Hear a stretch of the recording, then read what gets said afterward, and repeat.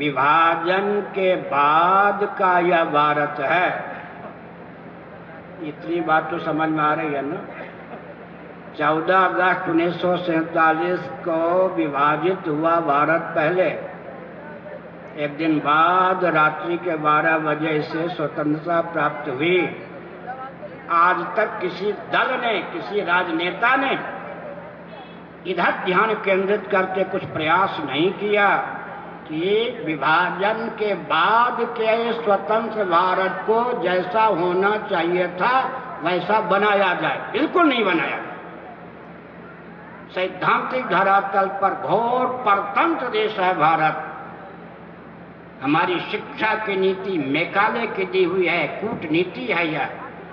इसके आधार पर नीति अध्यात्महीन शिक्षा पद्धति के आधार पर, देहात्म भाव भावित शिक्षा पद्धति के आधार पर हम सनातन वैदिक चेतना को उज्जीवित रख ही नहीं सकते। हम अपने मस्तिष्क का सर्वांग विकास कर ही नहीं सकते। हमारी रक्षा की प्रणाली ऐसी है कि हम कभी भी सुरक्षित नहीं रह सकते।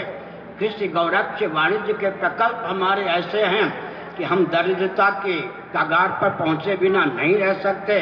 सेवा और उद्योग के प्रकल्प भी हमारे अपने नहीं हैं। संविधान की आधारशिला हमारी अपनी नहीं है। स्वतंत्र भारत में 70 वर्ष बीत जाने पर भी हिंदू एक नंबर का नागरिक नहीं। क्या है? सैद्धांतिक धरातल पर परतंत्रता, परतंत्रता, घोर परतंत्रता। इसी उद्देश्य से स्वतंत्रता की प्राप्ति चाहिए थी क्या? इस पर विचार करने की आवश्यकता है। और भारत में सत्ता लोलुपता, दूरदर्शिता राजनीति का पर्याय बन चुकी है। इसके पीछे किसी का दोष नहीं है। दोष है तो क्या है, इस पर ध्यान केंद्रित करना चाहिए।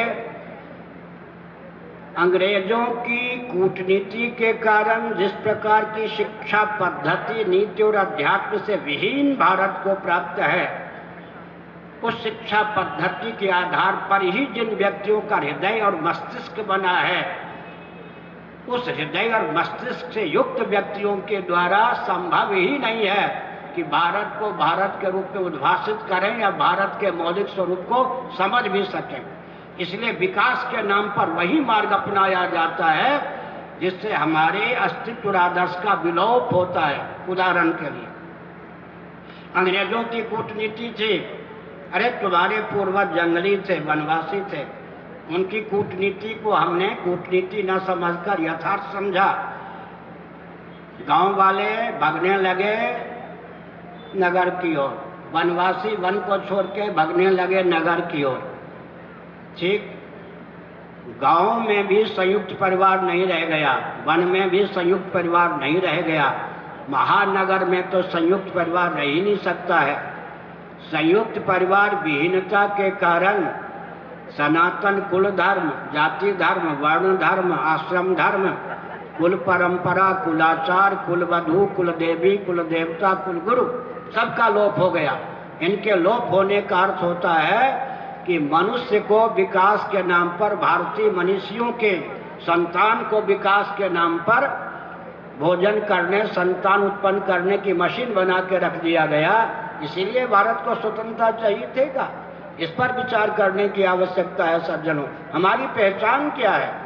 धीरे धीरे विवाह की प्रथा भी इतनी विकृत की जा रही है विकास के नाम पर कि हम अपने अस्तित्व आदर्श की रक्षा ही नहीं कर सकते। ये भूलदंड हैं। किसी विश्वविद्यालय में इनको प्रशिक्षण प्राप्त नहीं हुआ कि शरीर के किसी अंग या प्रत्यंग पर वार की संभावना हो, टूटने फूटने की चिंता किए बिना यों कर दो। इन भूलदंडों में परंपरा प्राप्त निसर्ग सिद्ध संस्कार है। ये भूलदंड परंपरा प्राप्त निसर्ग सिद्ध संस्कार संवेद हैं। इसका मतलब हमारी पहचान ही विलुप्त हो रही है विकास के नाम पर। हम विकास के पक्षधर हैं। वेदादि शास्त्र के अनुरूप विकास को परिभाषित और क्रियान्वित करने की आवश्यकता है। इतना